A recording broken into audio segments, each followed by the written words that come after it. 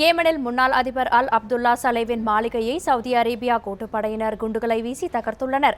வான்வழி தாக்குதல் தீவிரமடைந்துள்ள நிலையில் பொதுமக்கள் குடிநீர் தட்டுப்பாட்டால் அவதிக்குள்ளாகியுள்ளனர்.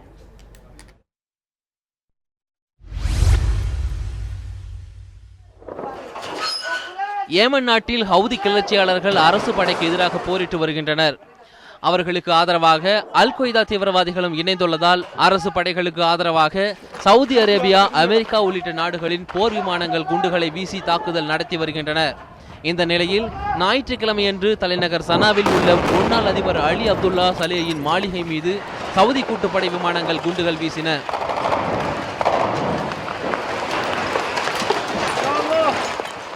இதனிடையே ஏமனில் உள்நாட்டு போரின் காரணமாக பொதுமக்கள் பெரும் சிரமத்திற்கு உள்ளாகியுள்ளனர்.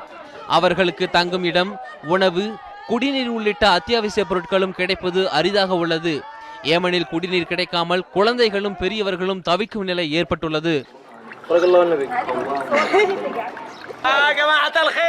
நாங்கள் மிகவும் கஷ்டப்படுகிறோம். எங்களை ஹவுதி கிளர்ச்சியாளர்கள் சுற்றி வளைத்துள்ளனர். எங்களுக்கு குடிநீர், மின்சாரம் எதுவும் இல்லை. சாக்கடைகள் அப்புறப்படுத்தவும் யாரும் இல்லை. எங்களது குழந்தைகள் அவதிப்படுகின்றனர். மருந்து பொருட்களும் இல்லை. ஏமனில் தொடரும் வான்வெளி தாக்குதலை 5 நாட்களுக்கு நிறுத்தி வைப்பதாக சவுதி அரேபியா அறிவித்துள்ளது. இதன்படி கூட்டுப்படை நடவடிக்கைகள் செவ்வாய்க்கிழமை இரவு 11 மணி முதல் நிறுத்தப்படும் என்று சவுதி அரேபியா சனிக்கிழமை இரவு அறிவித்துள்ளது. அப்போது உலக நாடுகளின் நிவாரணப் பொருட்கள் பொதுமக்களை வந்து சேரும் என்று எதிர்பார்க்கப்படுகிறது. உலக செய்தி பிரிவு, நியூஸ் 7 தமிழ்.